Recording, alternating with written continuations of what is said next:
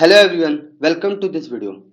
जननायक चंद्रशेखर विश्वविद्यालय का एग्जाम 19 तारीख से शुरू हो रहा है और आपका पॉलिटिकल साइंस का most important question that means कि वो क्वेश्चन जो पेपर में आने के चांसेस सबसे ज़्यादा हैं, उसकी मैंने एक तरीके से आप ये कह सकते हो कि कुछ क्वेश्चंस का कलेक्शन है मेरे पास, जिसको मैं आपको अभी पढ़ाऊंगा। ठीक है, और आप इसको तैयार कर सकते हैं जिससे कि आपको पेपर में बहुत ज़्यादा हेल्प मिलेगी। ठीक है ना, तो शुरू करते हैं। आपका बीए फर्स्ट सेमेस्टर का ये पॉलिटिकल साइंस का मोस्ट इंपॉर्टेंट क्वेश्चन की सीरीज है, जो कि आपके पेपर का नाम भी आपको पता होना चाहिए क्या है। भारतीय यानी Indian national movement and constitution of India, that means भारतीय राष्ट्रीय आंदोलन और भारत का संविधान। तो ये यूनिट 1 है जिसको कि हम लेकर शुरू कर रहे हैं। तो बेसिकली ये टेलीग्राम चैनल है जहां पर आपको इसका पीडीएफ मिल जाएगा। आप इसको एक तरीके से क्या कर लो, फॉलो कर लो एंड इस चैनल को सब्सक्राइब कर लो। बाकी इंस्टाग्राम को आप करना चाहते हो तो करो, नहीं तो कोई इश्यू नहीं है। नाउ अब आगे बढ़ते हैं। कुछ क्वेश्चंस को मैंने एक तरीके से तैयार किया हुआ है जो आपको बहुत ही ज्यादा हेल्प करेगा। ठीक है, एक मिनट, तो शुरू करते हैं। जैसे कि आपका टॉपिक क्या था, origin and development of the Indian national movement. ठीक है, इसी से रिलेटेड है, दोनों लैंग्वेज में है, बायलैंग्वेज है, जिससे कि आपको क्या होगा, आसानी रहेगा समझने में भी। जो इंग्लिश में चाहते हैं उनको इंग्लिश में मिल जाएगा और जो हिंदी में चाहते हैं उनको हिंदी में मिल जाएगा। ठीक है, तो ये है पहला क्वेश्चन। अगर आपका देखा जाए कि क्या है, explain the causes of the origin of the Indian national movement, यानी भारतीय राष्ट्रीय आंदोलन के उद्भव के कारणों की व्याख्या कीजिए। यानी इसका मतलब ये हुआ कि जो भारतीय राष्ट्रीय आंदोलन हुआ ना, उसके शुरू होने का कारण क्या क्या थे। ठीक है, तो आपको पॉइंट्स याद रहेंगे ना, तो आप आराम से पेपर में लिख सकते हो। इंट्रोडक्शन तो आप लिख ही सकते हो कि भाई भारतीय राष्ट्रीय आंदोलन अचानक उत्पन्न नहीं हुआ, ये एक दीर्घकालिक ऐतिहासिक प्रक्रिया का परिणाम था, है ना। जिसने भी, अगर आपने पॉलिटिकल साइंस पढ़ी है तो आपको पता होगा कि किस तरीके से अंग्रेजों ने हम पे शोषण किया। लोग, हमारे जो नेता लोग थे वो राजनीतिक चेतना जगा रहे थे लोगों के अंदर, सामाजिक सुधार कर रहे थे, बौद्धिक विकास करने की कोशिश कर रहे थे, जिससे लोग खुद से सोच पाए कि अंग्रेज हम पे किस तरीके से, किस तरह की त्रासदी कर रहे हैं। ठीक है, तो ये सारी चीजें थी। तो अब वो जो रीजंस है, कॉजेस यानी कारण है, उन पे हम डिस्कस करेंगे। वह है हमारा पहला है आर्थिक शोषण। सीधी सी बात है कि अंग्रेज क्या करते, कर लगा देते थे लोगों के ऊपर। जो व्यापारी था, हमारा जो हथकरघा व्यापारी थे, उनको एक तरीके से क्या कर दिया था, बर्बाद कर दिया था, है ना। वस्त्र उद्योगों को विनाश कर दिया, ठीक, हस्तशिल्प को विनाश कर दिया एक तरीके से।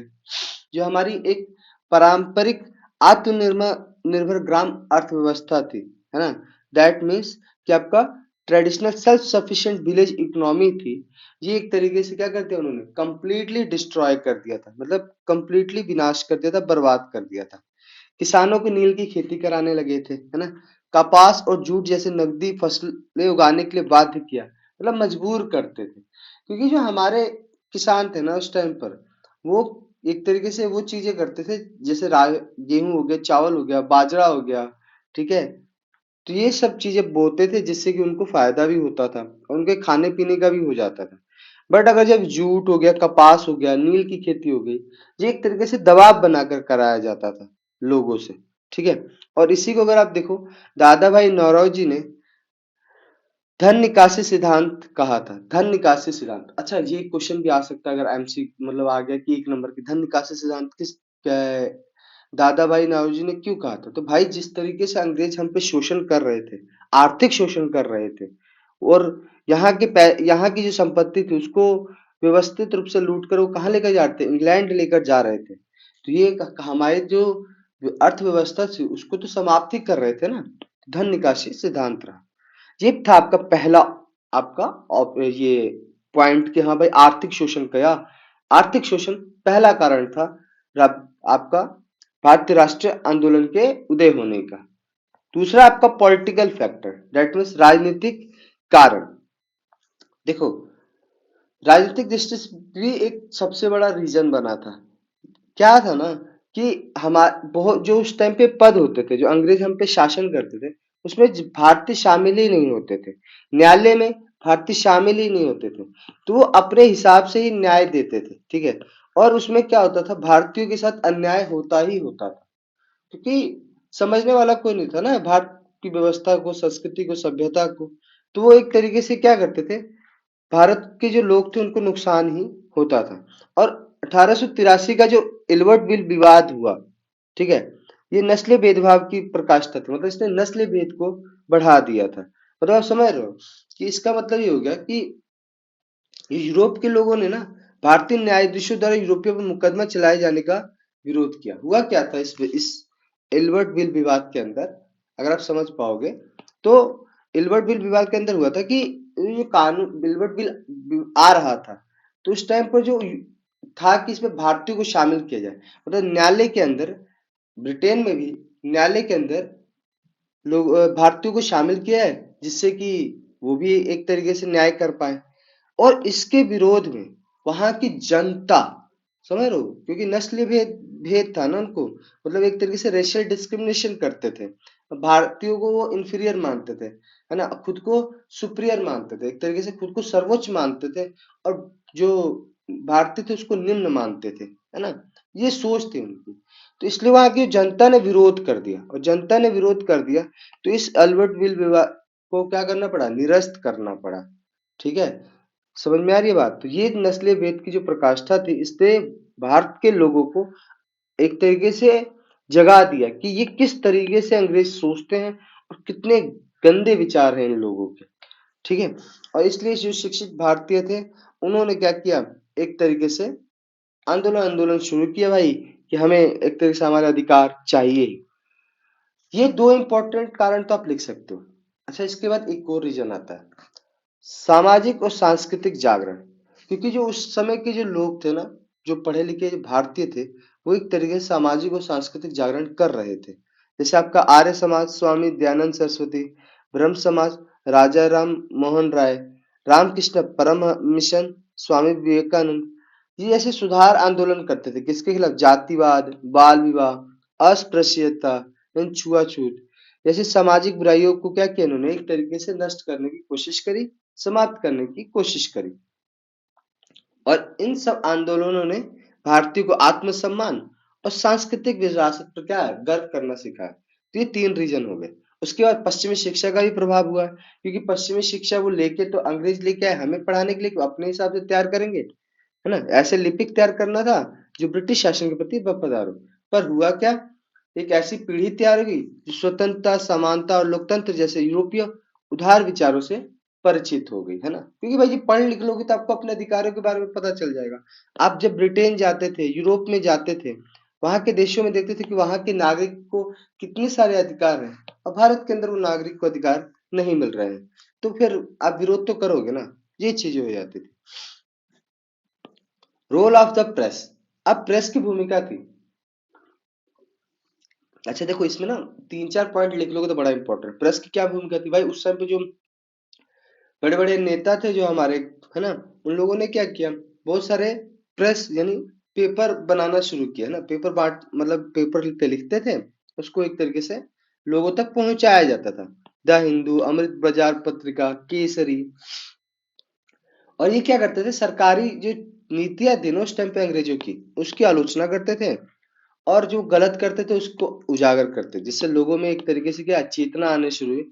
लोगों को लगना शुरू हुआ कि नहीं भाई, अंग्रेजों ने तो अब बहुत ज्यादा ही अति मचा दी है। और इस सब चीजों की वजह से जो लोग थे वो एक होना शुरू हो गए, और इस चीज ने राष्ट्र स्वतंत्रता की आवश्यकता को क्या दिया, बल दिया। तो ये सारी चीजें 1857 की क्रांति और उसका विरासत, ये तो सबसे बड़ा रीजन बना, क्योंकि इस चीज ने एक तरीके से भारतीयों को बताया कि हम अगर चाह दें, अगर हम एक हो जाएं, तो हम अंग्रेजों को अपने देश से बाहर कर सकते हैं। ठीक है, समझ में आई बात। तो इसमें ये रानी लक्ष्मीबाई, मंगल पांडे जैसे नेताओं की वीरता आने वाली पीढ़ियों के लिए क्या हो गई, प्रेरणा बन गई। उसके बाद आप कंक्लूजन लिख सकते हो। तो कहने का क्या मतलब है, कहने का मतलब है कि चार पॉइंट्स याद रख लो, जिसपे आपका पहला क्या है, आर्थिक शोषण यानी इकोनॉमिक एक्सप्लॉयटेशन, पॉलिटिकल फैक्टर यानी राजनीतिक कारण, तीसरा है आपका सोशल एंड कल्चरल अवेकनिंग यानी सामाजिक और सांस्कृतिक जागरण, चौथा है आपका पश्चिमी शिक्षा का प्रभाव यानी इन्फ्लुएंस ऑफ वेस्टर्न एजुकेशन, और फिर आपकी प्रेस की भूमिका, रोल ऑफ द प्रेस। उसके बाद 1857 की क्रांति और उसका विरासत इन 1857 रिवॉल्ट एंड इट्स लेगेसी। और कंक्लूजन तो आप लिख सकते हो कि इस प्रकार भारतीय राष्ट्रीय आंदोलन का उदय सदियों के उत्पीड़न और दशकों के जागरण का परिणाम था। आर्थिक शोषण, राजनीतिक अन्याय, सामाजिक सुधार आंदोलन और पश्चिमी शिक्षा के बौद्धिक प्रभाव ने मिलकर भारतीय राष्ट्रवाद की क्या है, नींव रखी। 1885 में जब भारतीय राष्ट्रीय कांग्रेस की स्थापना हुई तब भारत अपने असंतोष को संगठित राष्ट्रीय संघर्ष में परिवर्तित करने के लिए तैयार था। तो ये सारी चीजें आप लिख सकते हो। अब जो दूसरा क्वेश्चन आता है ये भी बहुत इंपॉर्टेंट हो जाता है कि explain the establishment and early phases of Indian national Congress, यानी भारतीय राष्ट्रीय कांग्रेस की स्थापना उसके प्रारंभिक चरणों का वर्णन कीजिए। सिंपल सी बात है, भारतीय राष्ट्रीय कांग्रेस की स्थापना किसने की, एओ हुमे ने की थी, है ना, 1885 के अंदर। अच्छा, ये ऐसा क्यों किया था उन्होंने? एक्चुअली वो इसलिए करते थे ना कि उस टाइम पे ना जब 1857 का आंदोलन हुआ तो उस चीज ने अंग्रेजों को थोड़ा सा जागरूक कर दिया कि भाई अगर हमने सही तरीके से काम नहीं किया तो और आंदोलन होंगे और फिर ये और विध्वंस लेकर आएंगे, क्योंकि अब लोगों को लगने लगा था ना कि हम एक हो सकते हैं, हम लड़ सकते हैं। तो वो सारी चीजें थी। इसी चीज के लिए क्या हुआ, ए हुमे ने एक तरीके से राष्ट्र कांग्रेस की भारतीय राष्ट्रीय कांग्रेस की स्थापना करी। ठीक है, ऐसा था। और इसमें ये हुआ कि भाई अब अपना औपचारिक रूप से एक मतलब एक शांतिपूर्वक तरीके से आप क्या करोगे, विरोध करोगे या शांति अपील करोगे, निवेदन करोगे, ठीक है, लेटर लिखोगे किसको, अंग्रेजों को, और अपनी बात मनवाने की कोशिश करोगे। एक तरीके से नरम दल का गल वो था, संगठन था। ठीक है, नरम दल का संगठन था। समझ में आई बात? यानी एक ऐसी राजनीतिक पाठशाला बनी जहाँ प्रारंभिक राष्ट्रवादी नेताओं ने प्रतिनिधित्व, संवाद और लोकतांत्रिक विरोध की कला सीखी थी। ठीक है, तो ये सारी चीजें। अब अगर आप इसका हिस्टोरिकल बैकग्राउंड देखोगे, 18 या ऐतिहासिक पृष्ठभूमि, तो आपको पता है कि किस तरीके से अंग्रेज हम पे आर्थिक शोषण, राजनीतिक बहिष्कार और नस्ल भेदभाव का एक तरीके से हमको प्रताड़ित करते थे। पश्चिमी शिक्षा ने भारतीय के अंदर क्या है, एक मध्यम वर्ग पैदा किया जो ब्रिटिश शासन की वास्तविक प्रगति को क्या है, समझना शुरू कर दिया था। सुरेंद्रनाथ बैनर्जी द्वारा स्थापित इंडियन एसोसिएशन और महादेव गोविंद रानाडे एवं गोपाल कृष्ण गोखले के नेतृत्व में पुनः सर्वजन सभा जैसे पहल संगठन पहले ही राजनीतिक जागरूकता फैला रहे। मतलब आप ये लिख सकते हो कि पहले से ही कुछ जागरूकता अभियान चल रहे थे, लेकिन कुछ जो शोषण चल रहा था अंग्रेजों की तरफ, उसने भी भारतीयों को क्या किया, जागरूक करना शुरू कर दिया, है ना। तो इन संगठन ने ऐसे व्यापक राष्ट्र निकाय की आवश्यकता को जन्म दिया जो पूरे देशों के हितों का प्रतिनिधित्व कर सके।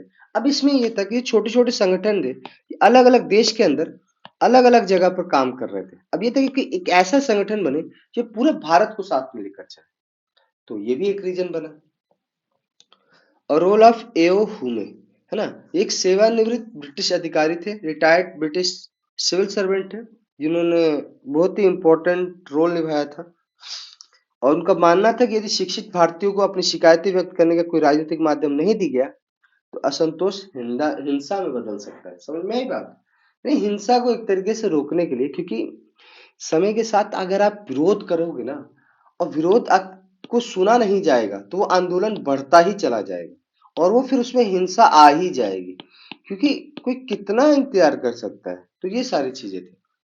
फिर आपका देखोगे first session of the Indian national Congress, भारतीय राष्ट्रीय कांग्रेस का प्रथम अधिवेशन, ये 28 दिसंबर 1885 को बॉम्बे के अंदर हुआ। कहां पर हुआ?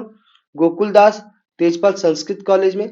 इसके अध्यक्ष वामदेव चंद्र बैनर्जी ने की। ठीक है, भारत के विभिन्न हिस्सों से आए 72 प्रतिनिधियों ने इसका भाग लिया, यानी 72 प्रतिनिधि इसमें शामिल हुए थे भारत के अंदर से, हर कोने कोने से आकर। इस अधिवेशन में क्या बात करी गई थी? राष्ट्रीय एकता की बात करी गई थी, सामाजिक सुधार की बात की गई थी और भारतीयों के राजनीतिक अधिकारों पर चर्चा की गई थी। तो ये सारी चीजें थी। कांग्रेस का उद्देश्य क्या था? भाई कांग्रेस का उद्देश्य था कि शिक्षित भारतीयों में एकता और भाईचारे की भावना उत्पन्न करना, असंतोषों और शिकायतों को शांति और वैधानिक तरीके से व्यक्त करने के लिए मंच प्रदान करना। वही ना बात कि भाई जितना विरोध हो ना उसको सही तरीके से एक तरीके से व्यक्त करने का माध्यम बनाया जाए। भारतीयों में सार्वजनिक मत और राजनीतिक प्रशिक्षण का विकास करना, संवैधानिक माध्यमों से शासन में भारतीयों की भागीदारी सुनिश्चित करना। अच्छा, ये ऐसा क्यों कर रहे थे? उसका एक रीजन ये भी था कि अंग्रेज थोड़ा डर रहे थे। भाई आप दूसरे देश से आकर यहाँ पे एक तरीके से शासन चला रहे हो और कहीं यहीं पे आपके साथ कुछ उल्टा हो गया, मतलब गोली मार दिया गया, क्योंकि आंदोलन चलेगा, विरोध होगा, हिंसा होगी, तो उसमें हो सकता है आपकी मृत्यु हो सकती है। तो वो चाहते थे कि भाई शांति से होगा तो जीवन भी तो बचा रहेगा। ठीक है, तो ये चीजें थी। मध्यपंथी चरण, ठीक है, जहाँ पे आपका नरम दल के नेता है 1885 से 1905, यानी ये काल भारतीय राष्ट्रीय कांग्रेस का मध्यपंथी काल कहलाया। इसमें दादा भाई नौरोजी, गोपाल कृष्ण गोखले, फिरोज शाह मेहता, सुरेंद्र नाथ बनर्जी, है ना, ये ब्रिटिश न्यायप्रियता उदारता में विश्वास रखते थे, क्योंकि ये लोग ब्रिटिश में घूम के आए थे, तो इनको लगा कि वहां पे जिस तरह से वो न्याय शासन कर रहे हैं, भारत में भी वो लागू कर सकते हैं, भारत में भी वो करेंगे। लेकिन उनको भारत की संस्कृति और सभ्यता के बारे में उतना नहीं पता है, तो हम उनको सभ्यता और संस्कृति के बारे में बताएंगे, जिससे कि अंग्रेज हमारी बात सुनेंगे। पर ऐसा हुआ क्या? नहीं, उन्होंने अपने हिसाब से वो लेते थे चीजों को। मध्यमपंथी की उपलब्धियां क्या थी? इनकी उपलब्धियां थी कि राष्ट्रीय राजनीतिक चेतना और एकता का विकास किया इन्होंने, और ये विचार लोकप्रिय किया कि भारत की गरीबी ब्रिटिश शोषण का परिणाम है। हाँ, लेकिन इसका एक ही फायदा हुआ कि भारतीयों को ये एहसास होने लगा था कि भारत में जो अब गरीबी फैल रही है या गरीबी बढ़ी है, उसके पीछे कौन है? ब्रिटिश शोषण है। ठीक है। अब भारत की धन निकासी सिद्धांत को उजागर किया दादा भाई नौरोजी, जो शामिल थे, इन्होंने ही तो दिया था धन निकासी सिद्धांत, यानी ड्रेन वेल्थ, एक तरीके से थी, वो दिया था आपका क्या पॉलिसी, ड्रेन वेल्थ पॉलिसी लेकर चल रहे थे अंग्रेज। तो ये सारी चीजें थी। अब मध्यमपंथियों की सीमाएं क्या थी कि भाई ये शिक्षित वर्ग तक ही सीमित रहा आंदोलन, जनता इसमें डायरेक्ट शामिल नहीं हो पाई, जो गरीब जनता थी, क्योंकि सब पढ़े लिखे, तो लोगों को लगा कि भाई ये पढ़े लिखे लोगों का आंदोलन है ना, ये पढ़े लिखे लोग ही इसके अंदर जा सकते हैं, तो ये सारी चीजें थी। अच्छा, ये जो चीजें है ना, इसका आंसर सिर्फ यही कांग्रेस के हिसाब से नहीं लिख सकते, आप इसको ये भी लिख सकते हो कि भारत की जो जैसे early phase of national Congress है ना, तो आप लिख सकते हो कि आजादी का भी जो एक रहा है, स्वतंत्रता की जो लड़ाई का भी एक चरण रहा है, फेज रहा है, उसका भी आंसर हो सकता है। इसमें पहला चरण आपका 1885 से 1905 है, दूसरा है आपका 1905 के ऑनवर्ड। उग्रपंथियों का उदय, क्योंकि भाई उग्रपंथी कब आएंगे? जब शांति से आपने बात सुनी नहीं, तो उग्रपंथी भी आएंगे। तो यही चीज हुआ। लाल बाल पाल, उन्होंने क्या किया? अधिक उग्र और राष्ट्रवादी नीति अपनाना शुरू किया, स्वदेशी वस्तु को अपनाने की बात करी, विदेशी वस्तुओं को बहिष्कार करने की बात करी, स्वराज्य की बात करी, है ना। तिलक का प्रसिद्ध क्या नारा था, बाल गंगाधर तिलक का, स्वराज हमारा जन्मसिद्ध अधिकार है और मैं इसे लेकर रहूंगा। ये एक तरीके से उस टाइम पे क्रांतिकारी जो लोग थे, जो आम जनता थी, उन्हें बहुत ज्यादा प्रचलित हो गया। ये सारी चीजें रही। अब आती है बात सिग्निफिकेंस, कांग्रेस, प्रारंभिक कांग्रेस का महत्व क्या था? तो वही चीज बताया ना कि राष्ट्रवाद की एकता को उत्पन्न करना, लोगों को जागरूक करना, वो सारी चीजें थी। और कंक्लूजन, निष्कर्ष में आप क्या लिख सकते हो? तो निष्कर्ष में लिख सकते हो कि 1885 में भारतीय राष्ट्रीय कांग्रेस की स्थापना भारत के राजनीतिक जागरण का ऐतिहासिक मील की पत्थर थी, है ना। इससे प्रारंभिक मध्यपंथी स्वभाव के लोग थे, लेकिन इसके बाद धीरे धीरे एक तरीके से क्रांतिकारी जन आंदोलन करना शुरू किया इन लोगों ने।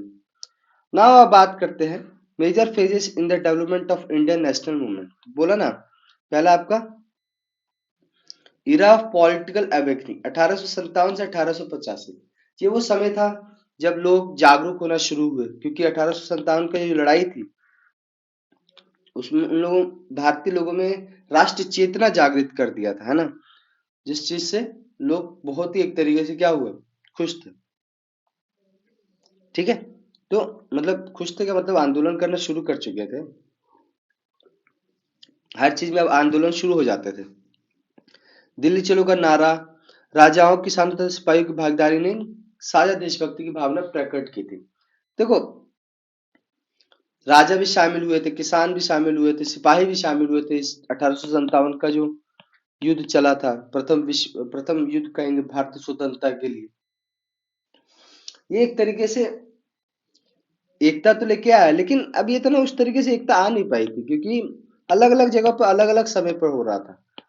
और जिसको किस, अब जैसे इस राजा को नहीं पता कि इस राजा ने यहाँ पे आंदोलन कर दिया, क्योंकि ऐसा अगर ये होता कि सभी मिलकर कर रहे होते, तो शायद अंग्रेज उसी समय हम पे छोड़कर चले गए होते, हम आजाद हो चुके होते। समझ में आई बात? तो ये सारी चीजें होती हैं।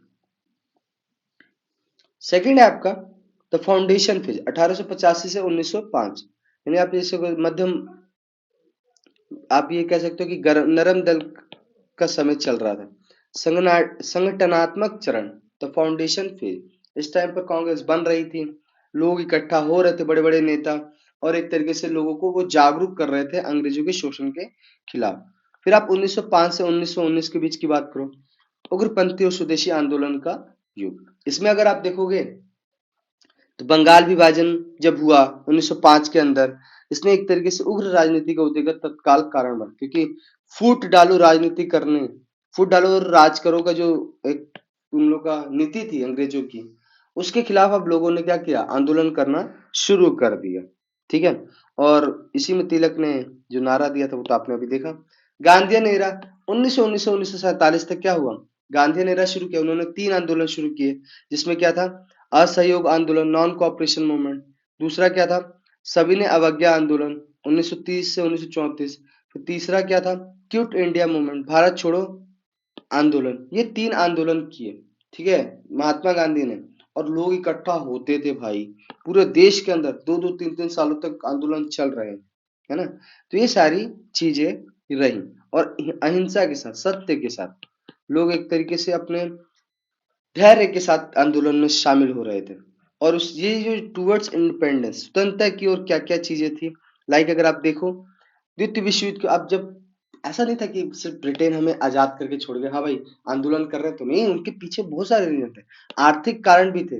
वो एक तरीके से युद्ध में 4 सालों 2 साल मतलब 2 युद्ध, लगभग 30 सालों के अंदर 2 युद्ध लड़ लिया उन्होंने, है ना, विश्व युद्ध लड़ लिया, और 4-4 सालों तक युद्ध चल रहा है, तो बर्बादी तो होगी ना, हर तरीके से बर्बादी होगी। तो अब एक तरीके से अंग्रेजों को लग चुका था कि भाई अब हमें छोड़ना पड़ेगा, क्योंकि भारत के अंदर भी वो एक तरीके से विरोध बहुत ज्यादा अच्छे लेवल पर क्रांति आना शुरू हो गई थी। तो एक तरीके से अंग्रेजों को अभी एहसास हो चुका था कि हमें छोड़ना ही पड़ेगा। दूसरा, जो इंडिया इंग्लैंड की लेबर पार्टी थी, वो भारत के प्रति अपेक्षाकृत सहानुभूति रखती थी, और ये था कि भाई लेबर पार्टी भी सरकार में आ सकती है। तो जो दूसरी पार्टी थी उसने क्या किया, एक तरीके से भारत को आजादी देने की बात कर दी। तो ये सारी चीजें रही। राष्ट्रीय आंदोलन की प्रमुख विशेषताएं क्या रही, कि एक जन आंदोलन बना, इसमें सभी लोगों ने शामिल किया, हर वर्ग के लोग, किसान, मजदूर, महिला, छात्र, बुद्धिजीवी। राजनीतिक संघर्ष को सामाजिक सुधार के साथ जोड़ा गया, और जो राजनीतिक संघर्ष चल रहा था उसको किस तरीके सामाजिक सुधार के साथ जोड़ा गया, जो समाज में बुराइयां थी उससे के लिए। सत्य, हिंसा और सहिष्णुता के नैतिक एवं आध्यात्मिक सिद्धांतों पर आधारित था। भाई सीधी सी बात है, सत्य, अहिंसा और सहिष्णुता, इसने लोकतांत्रिक संस्थाओं और नेतृत्व को जन्म दिया। ठीक है ना, ये सारे रीजन रहे, तो आप इसको कंक्लूड कर सकते हो। तो ये पॉइंट से आप याद रखने वाली चीजें हैं, ठीक है ना। जैसे कि आपका पहला क्या पॉइंट था, राष्ट्र जागरण का युग, है ना, किसका आंसर, भारतीय राष्ट्रीय आंदोलन के विकास के प्रमुख चरणों का विश्लेषण कीजिए। तो उसमें आपका पहला है राष्ट्रीय जागरण का युग, दूसरा है संगठनात्मक चरण, जिसमें कांग्रेस बन रही थी, नेता इकट्ठा हो रहे थे, है ना, और लोगों को एक तरीके से बता रहे थे कि किस तरीके से अंग्रेज हम पे अत्याचार कर रहे हैं। तो उग्रपंथी और स्वदेशी आंदोलन का युग आ गया। फिर गांधीयन एरा आया, जिसमें आप तीनों का आप व्याख्या कर सकते हो, है ना, असहयोग आंदोलन, सविनय अवज्ञा आंदोलन, भारत छोड़ो आंदोलन, लिख लेने का पॉइंट है ना, लिख सकते हो। और इंडिपेंडेंस, स्वतंत्रता की ओर क्या क्या, स्वतंत्रता की ओर जब ये सब चीज चल रही थी तो क्या क्या चीज हमने देखा कि किस तरीके से वो आजादी मिली हमें। तो ये सारी चीजें थी। समरी टेबल अगर आप देखो याद करने के लिए, आप कह सकते हो कि राजनीतिक जागरण का समय, इसमें राजा राम मोहन राय, दयानंद सरस्वती थी, जिसमें सुधार आंदोलन, शिक्षा और प्रेस का प्रसार किया गया। संगठनात्मक मध्यमपंथी, दादा भाई नौरोजी, गोखले, यानी याचिका, संवैधानिक सुधार और राष्ट्रीय एकता की बात करी गई। उग्रपंथी और स्वदेशी 1905 से 1919 के बीच में, जिसमें तिलक, लाला लाजपत राय, ठीक है, बिपिन चंद्र पाल, बहिष्कार, स्वराज जन आंदोलन, इसकी बातें करी गई। गांधी युग में अगर आप देखो, गांधी, नेहरू, पटेल, बोस, अहिंसा, सत्याग्रह, जन भागीदारी और स्वतंत्रता, ब्रिटिश शासन का अंत और आजादी की प्राप्ति। तो ये सारे चीजें रही। ठीक है ना। अब आपका दूसरा टॉपिक है भारत में संवैधानिक विकास के विभिन्न चरण। So question first, discuss the historical process of constitutional development in India. मतलब भारत में संवैधानिक विकास की प्रक्रिया का ऐतिहासिक विवेचन कीजिए। नहीं समझ पा रहे हो, संवैधानिक विकास, जैसे संविधान किस तरीके से संवैधानिक विकास हुआ, उसको हमें समझना है। ठीक, तो अगर आप देखो कि अंग्रेजों का शासन तो हमें शुरू 1600 के बाद से ही वो हमारे यहाँ आ चुके थे, तो उनका धीरे धीरे शासन चालू हो रहा था। मतलब पहले तो व्यापार करने आए, धीरे धीरे ईस्ट इंडिया कंपनी ने अपना साम्राज्य बनाना शुरू किया, है ना, वो एक तरीके से रास्ता बनाना शुरू किया व्यापार के तहत। ठीक, तो उसके लिए वो क्या क्या बदलाव किया उन्होंने, किस तरीके से, तो जो पहला आया वो आपका रेगुलेटिंग रेगुलेटिंग एक्ट ऑफ 1773, यानी 1773 का विनियामक अधिनियम आया। ठीक है, यानी इसके तहत जो अंग्रेजी संसद थी वो अब भारत में एक तरीके से क्या कर ईस्ट इंडिया कंपनी के माध्यम से भारत के ऊपर कंट्रोल करना शुरू कर रही थी। यानी ये ब्रिटिश संसद द्वारा भारत में ईस्ट इंडिया कंपनी के कार्य को नियंत्रित करने के लिए उठाया गया पहला कदम था। यानी इससे पहले ईस्ट इंडिया कंपनी स्वतंत्र रूप से काम कर रही थी, अब इस अधिनियम के बाद जो ब्रिटिश संसद थी उनका रोल बढ़ चुका था, यानी उनका जो नियंत्रण था वो अब बढ़ रहा था। इसका उद्देश्य बंगाल में व्याप्त भ्रष्टाचार और प्रशासनिक अर्थव्यवस्था का पर नियंत्रण करना था। सिंपल सी बात है कि उस समय क्या हो रहा था, ईस्ट इंडिया कंपनी के लोग आते थे, 2 साल 3 साल रहते थे और यहाँ से बहुत सारा पैसा लेकर वो अपने देश जाते थे और वहां पर नौकरी भी छोड़ देते थे और बड़ी बड़ी प्रॉपर्टी जमीन बंगले ये सब खरीद रहे बना रहे हैं। तो उस टाइम की जो सरकार थी उसको लगता था कि ऐसा क्या खजाना मिल रहा है भारत के अंदर, है ना, ये सारी चीजें थी। तो इसका मतलब ये लगा कि भाई बहुत ज्यादा भ्रष्टाचार हो रहा है। और आपको बता दें कि ईस्ट इंडिया कंपनी में बहुत बड़े बड़े लोगों के पैसे लगे हुए थे, तो ऐसा ना हो कि ईस्ट इंडिया कंपनी ही बर्बाद हो जाए और उनके कर्मचारी बहुत अच्छा पैसा कमाकर निकल जाए, है ना।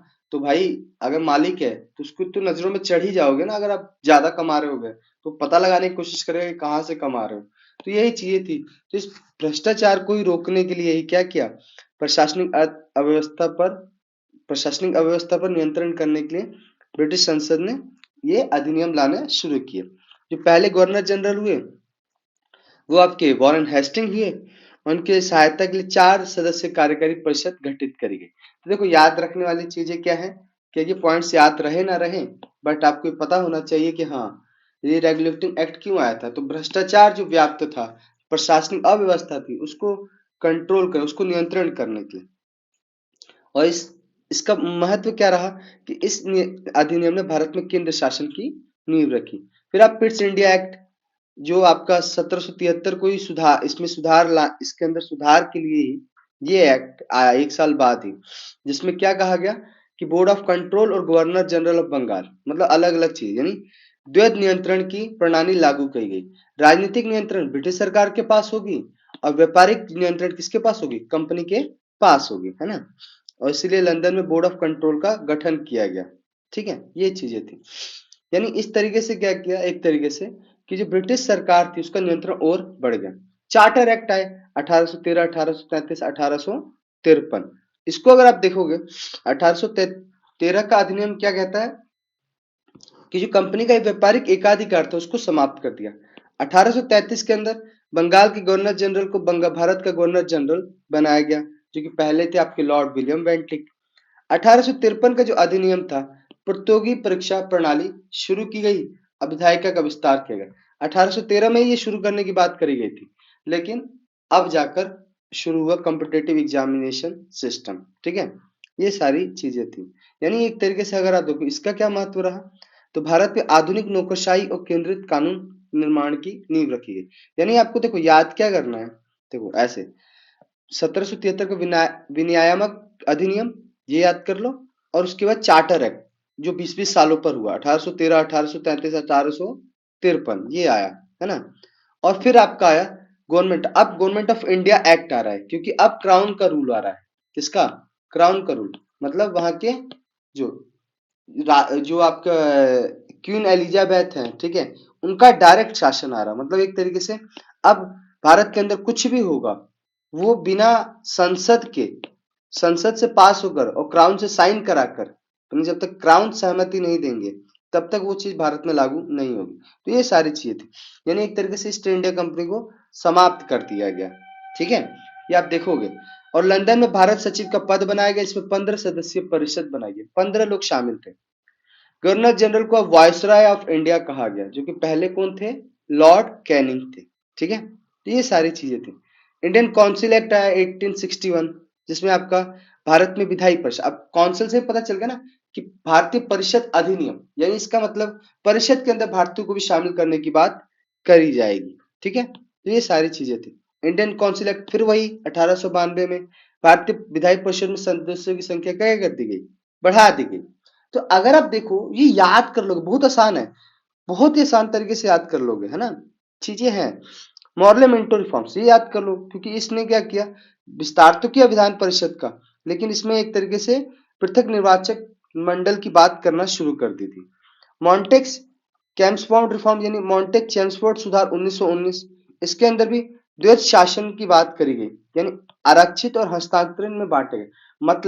मतलब अभी आपके यहाँ देखोगे, हमारे यहाँ जो 7वीं अनुसूची है ना, उसमें विषय को बांट दिया गया है, यानी 7th शेड्यूल के अंदर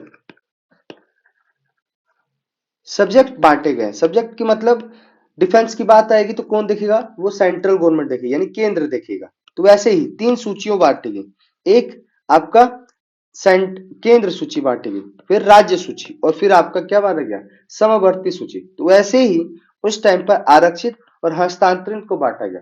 आरक्षित मतलब सिर्फ और सिर्फ क्या है आपका, वायसराय निर्णय लेंगे, है ना, और हस्तांतरित में था कि हाँ भाई आप भी शेयर कर सकते हो, मतलब प्रांतीय विधानसभाएं थी उनको भी एक तरीके से शामिल किया गया इनके अंदर।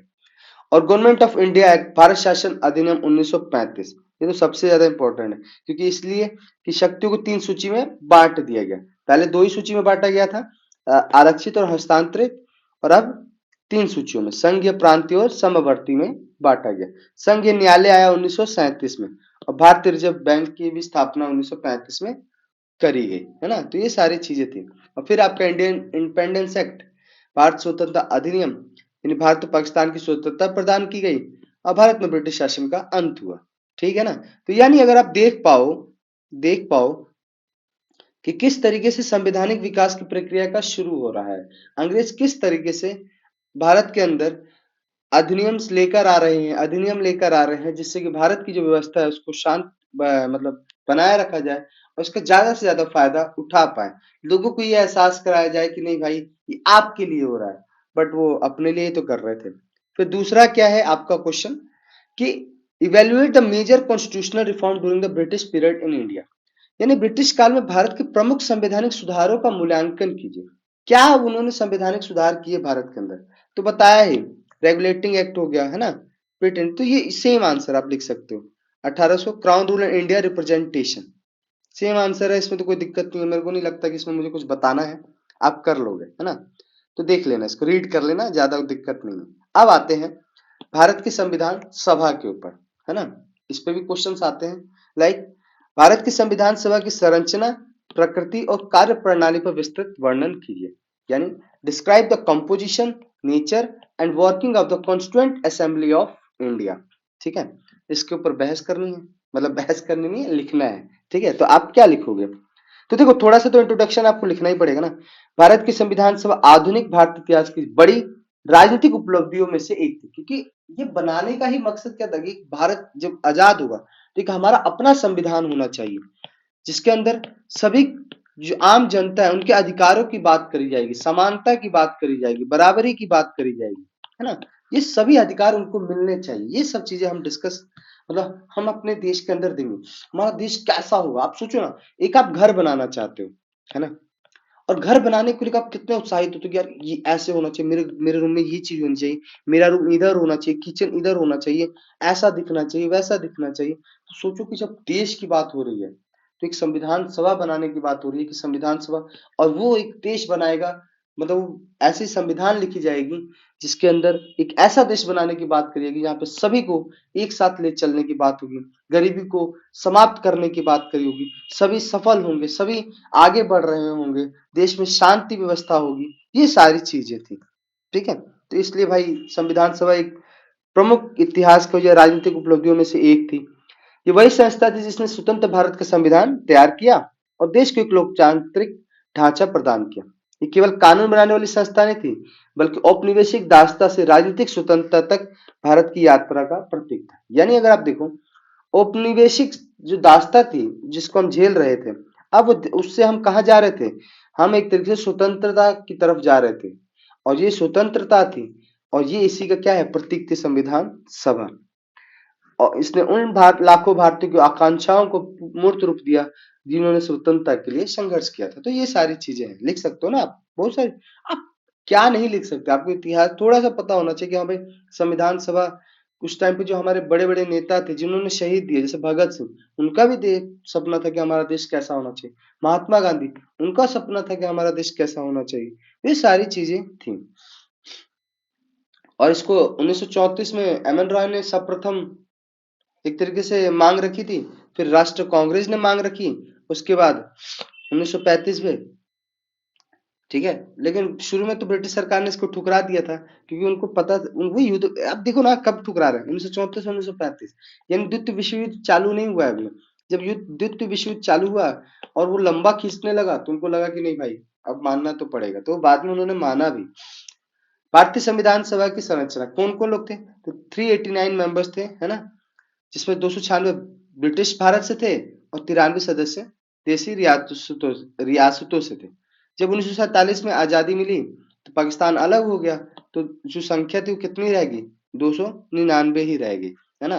तो अगर आप देखो कि ये सब लिख सकते हो, बट नहीं भी लिखोगे तो कोई नहीं है, बट लिखना, अगर लिखना चाहो तो 9 दिसंबर 1946 को पहली अधिवेशन हुआ, ठीक है, जिसमें आपका डॉक्टर सचिदानंद सिन्हा को अंतरिम अस्थायी अध्यक्ष बनाया गया, यानी अंतरिम अध्यक्ष, और डॉक्टर राजेंद्र प्रसाद को स्थायी अध्यक्ष बनाया गया।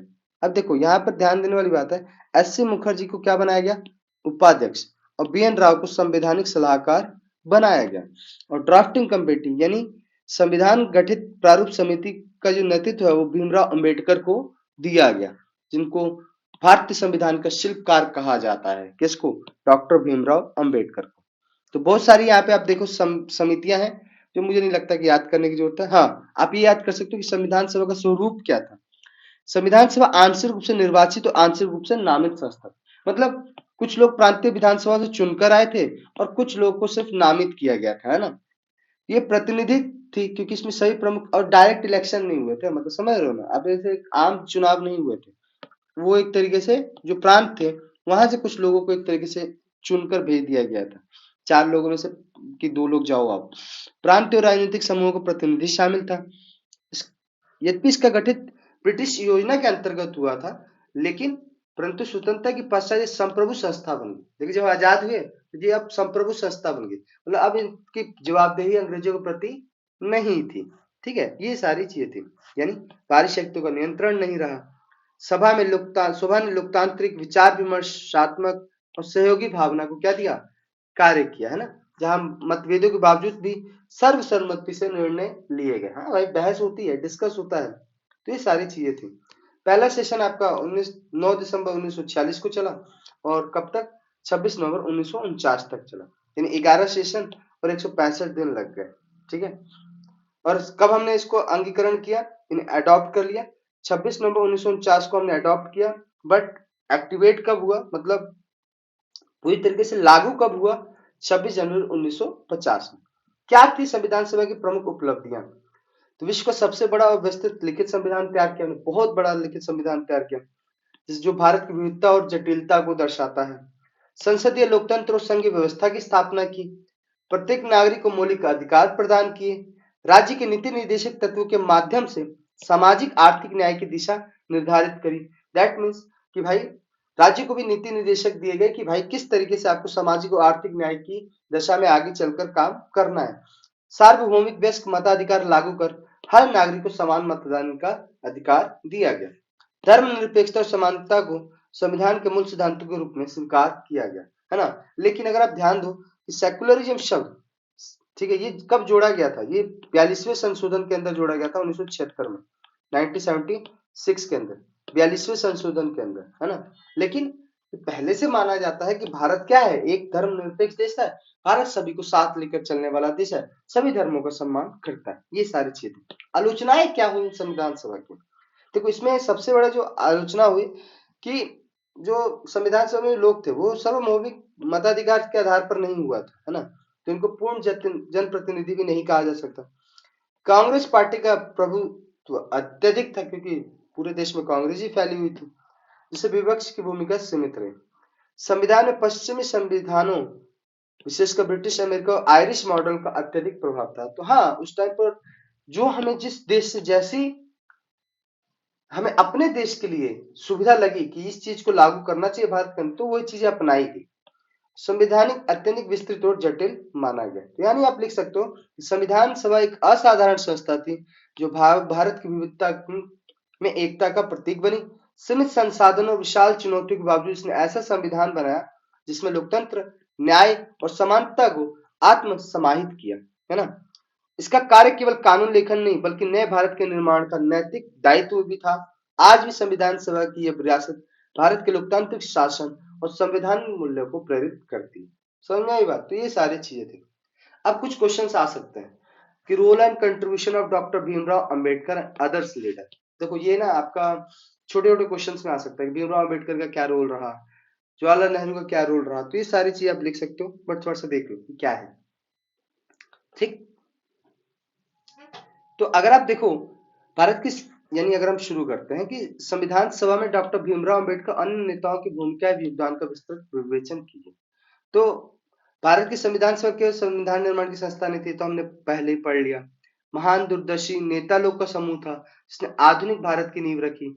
इन नेताओं में डॉक्टर भीमराव अंबेडकर जी सबसे प्रमुख, जिन्हें भारतीय संविधान का मुख्य शिल्पकार और वैचारिक आधार स्तंभ माना जाता है ना। उसके बाद आप जवाहरलाल नेहरू, सरदार वल्लभ भाई पटेल, डॉक्टर राजेंद्र प्रसाद, मौलाना अबुल कलाम आजाद, ऐसे अनेक नेताओं ने संविधान के निर्माण में क्या दिया, अमूल्य योगदान दिया।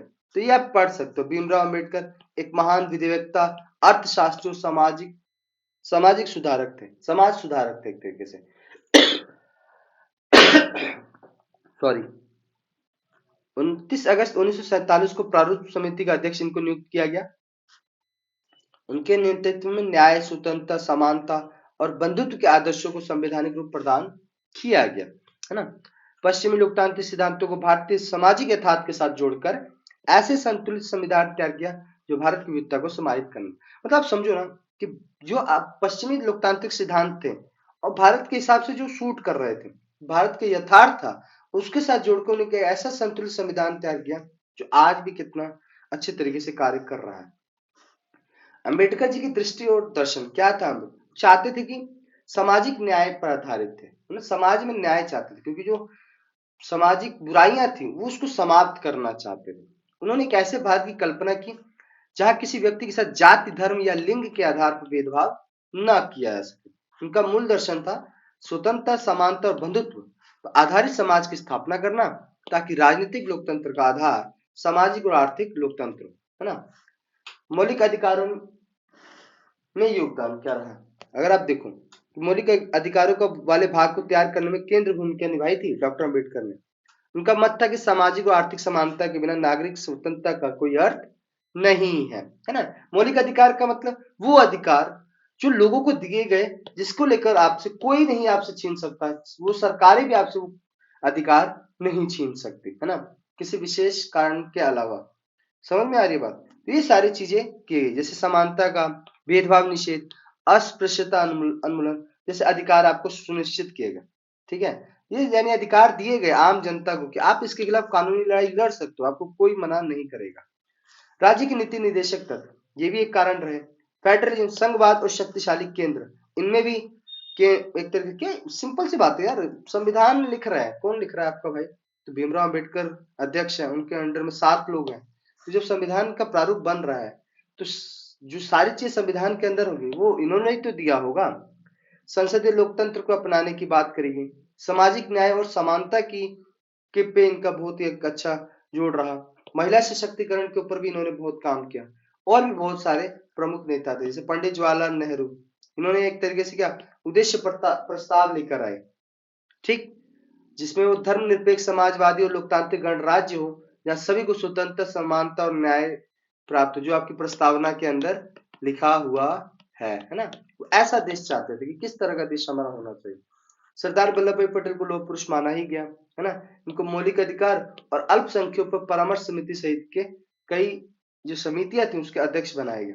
डॉक्टर राजेंद्र प्रसाद जी संविधान सभा के अध्यक्ष रूप में, मौलाना अब्दुल कलाम आजाद ये भारत के धर्म निरपेक्ष चरित्र पर इन्होंने बल दिया। उन्होंने कहा कि राजनीति में धर्म की कोई भूमिका नहीं होनी चाहिए और संविधान की व्यक्ति स्वतंत्रता की रक्षा करना होना चाहिए। तो बहुत सारे ऐसे नेता हैं, ठीक है, आप देख सकते हो, तो ज्यादा नहीं करना है बट आप समझ जाओ, मतलब थोड़ा सा तैयार कर लो ना, पीडीएफ तो मिल ही जाएगा आपको। Philosophy of the Indian constitution, यानी भारतीय संविधान की प्रस्तावना में निहित दर्शन आदर्शों की व्याख्या कीजिए। कि जो हमारा explain the philosophy and ideals of Indian constitution as reflected in the preamble, कि जो हमारी प्रस्तावना के अंदर फिलॉसफी और आइडियल्स दिए गए हैं उसको हमें थोड़ा सा एक्सप्लेन करते हैं। तो भाई क्या मतलब, आप प्रेम्बल पढ़ लोगे ना, प्रस्तावना, आपको लगेगा क्या हमारा जो नेता थे क्या सपना देखा था, मतलब वो सारी चीजें थी उसके अंदर, बेस्ट चीज है। हिस्टोरिकल बैकग्राउंड क्या था कि भाई सीधी सी बात है, स्वतंत्र संग्राम की लड़ाइयां चली है ना, महात्मा गांधी, जवाहरलाल नेहरू, डॉक्टर भीमराव अंबेडकर जैसे नेताओं ने स्वतंत्रता, समानता और बंधुत्व को स्वतंत्र भारत के मूल उद्देश्य के रूप में परिभाषित किया। क्योंकि देखो जब आप लड़ते हो, आप जब स्ट्रगल करते हो, संघर्ष करते हो, आपको पता चलता है कि इस समय ये कमियां हैं, उन कमियों को हम आने वाले वक्त में जो अपना देश बनेगा तो उसमें ये चीजें नहीं होने देंगे। तो ये सारी चीजें थी, तो आप देख ही रहे हो कि स्वतंत्रता, समानता और बंधुत्व को लेकर साथ चलने की बात करी गई। आप प्रियम्बल पढ़ोगे तो आपको देखोगे क्या लिखा होता है, we the people of India, मतलब जो ताकत है वो किसके पास है, हम भारत के लोगों के पास से ताकत है। समझ में आ रही है बात? यानी भारत का संविधान जिसे शासकीय विदेशी सत्ता द्वारा नहीं बल्कि स्वयं जनता के द्वारा अंगीकृत किया गया, अपनाया गया है। यह शब्द समूह लोकतंत्र और आत्मनिर्णय की विजय का प्रतीक है, जिसे औपनिवेशिक दासता की जगह जन भागीदारी आधारित शासन को स्थापित किया।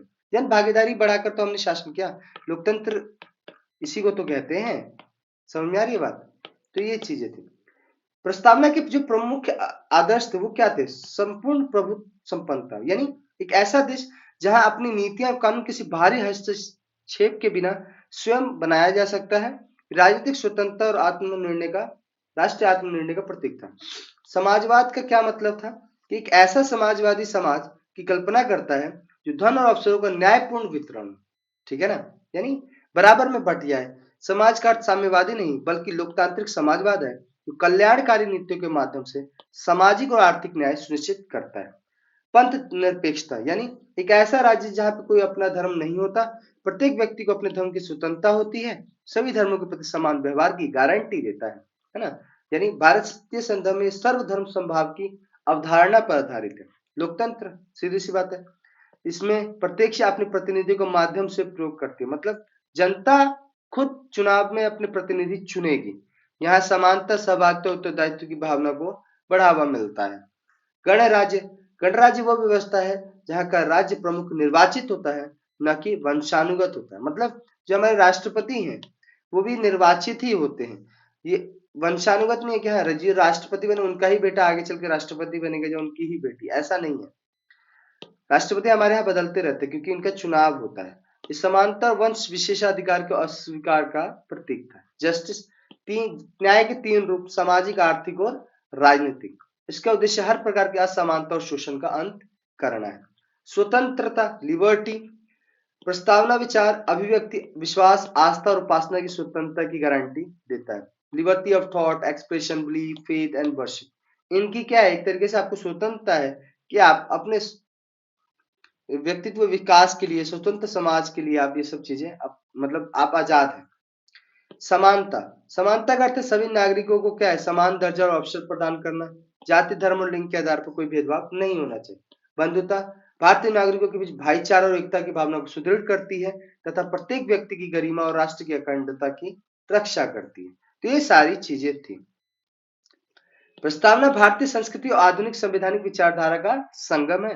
यह भारतीय परंपरा के आध्यात्मिक और नैतिक मूल्यों को पाश्चात्य उदार लोकतांत्रिक सिद्धांतों से जोड़ती है। यानी अगर आप देखो कि न्याय गांधीवादी आदर्शों से, स्वतंत्रता और समानता फ्रांसीसी क्रांति से, और बंधुता बोध से, और करुणा तथा पाश्चात्य मानवतावाद से प्रेरित है। यानी सिंपल सी बात है कि हमने जो संस्कृति है, जो हमारी दार्शनिक चीजें हैं जिसको हमने अपनाया, वो बड़े बड़े लोगों से या बड़े बड़े देशों से हमने लिया जहां पर वो चीजें सही तरीके से लागू थी और उसकी जो प्रतीकात्मकता थी वो बहुत ही ज्यादा महत्वपूर्ण थी। कंक्लूजन क्या निकलता है कि भारतीय संविधान की प्रस्तावना राष्ट्र का नीति दिशा सूचक है। ये एक स्वतंत्र, न्यायपूर्ण, समान समाज की परिकल्पना को मूर्त रूप देती है। दशकों बाद ये विधायक नागरिकों, न्यायालयों को लोकतंत्र, धर्मनिरपेक्षता और न्याय की मूल्य रक्षा करने की प्रेरणा देती है।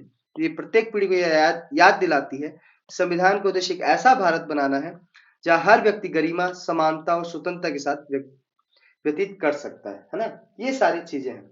अगर आप देखो, discuss the basic philosophy and salient feature of Indian constitution. अभी तो यही हमने डिस्कस किया कि सैलेंट फीचर्स क्या क्या थे, बट थोड़ा सा आप देख सकते हो। जैसे क्या था हमारा संवैधानिक दर्शन के स्रोत कौन कौन से थे? स्वतंत्रता संग्राम, यानी हमने संवैधानिक दर्शन को क्यों अपनाया? तो स्वतंत्रता संग्राम में ये सारी चीजें देखी हमने। पाश्चात्य विचारधारा को हमने समझा, भारतीय परंपराओं को हमने अपनाया, उद्देश्य प्रस्ताव जब नेहरू जी लेकर आए, उसकी वजह से ही एक क्या बना, संवैधानिक दर्शन की बात हुई, यानी प्रस्तावना की बात शुरू हुई। कोर वैल्यू क्या था? लोकतंत्र था, पंथ धर्मनिरपेक्षता, समाजवाद, न्याय, समानता, स्वतंत्रता, बंधुत्व, ये सारी चीजें जो कि हमने अभी डिस्कस की, इनको आप एक बार फिर से पढ़ सकते हो। भारतीय संविधान की प्रमुख विशेषताएं क्या थी? कि विश्व का सबसे बड़ा लिखित संविधान है ना। 448 आर्टिकल्स अभी हैं आपके, 12 शेड्यूल हैं और 106 बदलाव अभी तक हो चुके हैं। ठीक है, तो ये सारी चीजें। कठोरता और लचीलापन का समन्वय, यानी हमारा जो संविधान है इसके अंदर कठोरता भी है और लचीलापन भी है। कैसे? देखो, विशेष बहुमत से आपको संवैधानिक प्रस्ताव पास करने होते हैं और सामान्य रूप से कोई कानून बनाना है तो आराम से वो पास हो जाता है। एकात्मकता प्रवृत्ति वाला संघीय ढांचा, मतलब अगर मान लो किसी राज्य में कोई हालत खराब हो चुकी है तो वहां पे किसका कंट्रोल आ जाएगा? केंद्र का कंट्रोल आ जाएगा ना। या कहीं पे हम किसी आंदोलन, युद्ध में फंस गए किसी दूसरे देश के साथ, तो सब पे कंट्रोल कौन करने लगेगा? केंद्र सरकार करने लगेगी। तो ये भी चीजें आ जाती है। मौलिक अधिकार लोगों को दिए गए, 6 मौलिक अधिकार दिए गए जो व्यक्ति की स्वतंत्रता और गरिमा की क्या है? रक्षा करता है। राज्य के नीति निर्देशक तत्व, राज्य को भी नीति निर्देशक तत्व दिए गए कि राज्य को किस तरीके से अपनी नीति बनानी चाहिए जिससे कि सामाजिक और आर्थिक जो व्यवस्था हो वो सबको एक तरीके से बराबरी का अधिकार दे पाए, समानता का अधिकार दे पाए। मौलिक कर्तव्य, ये आपका 42वें संशोधन के अंदर जोड़ा गया जिसमें जनता को कहा गया आपके कुछ कर्तव्य इस देश के प्रति। स्वतंत्र न्यायपालिका, और न्यायपालिका को स्वतंत्र रखा गया जिससे कि सभी अपने न्याय के लिए न्यायालय में जा सकते हैं। संसदीय शासन प्रणाली को हमने अपनाया। सार्वभौमिक वयस्क अधिकार, मतलब सभी 18+ जो भी होंगे सभी को वोट देने का अधिकार होगा, चाहे वो किसी भी जाति धर्म का होगा, है ना। यानी अगर आप कंक्लूजन देखो, निष्कर्ष देखो, भारतीय संविधान का दर्शन और उसकी विशेषताएं भारत की आत्मा को प्रकट करती हैं जो लोकतांत्रिक, समावेशी और प्रगतिशील है। ये परंपरा और आधुनिक, कानून और नैतिकता, व्यक्तिगत अधिकार और सामूहिक कल्याण का अद्भुत समन्वय है। संविधान केवल शासन का ढांचा नहीं है बल्कि एक ऐसा न्यायपूर्ण समाज की कल्पना है जहां प्रत्येक नागरिक गरिमा, स्वतंत्रता और समानता के साथ जीवन व्यतीत करता है। ठीक है ना, डिग्निटी, फ्रीडम एंड इक्वालिटी के साथ वो जीता है। तो ये सारी चीजें थी। आई होप आपको समझ में आया होगा। एंड ये 10 क्वेश्चन का सेट है, अच्छे से तैयार कर लो, पहला यूनिट तैयार हो जाएगा और धीरे धीरे ऐसी यूनिट लेके आऊंगा। First unit, second unit, third, fourth, उसके बाद एक तरीके से चारों यूनिट का समरी जो लास्ट में लेके आऊंगा। तो लाइव क्लास भी चलेगी, ठीक है ना। तो आपको तैयार होना है बस अच्छे से। Thank you.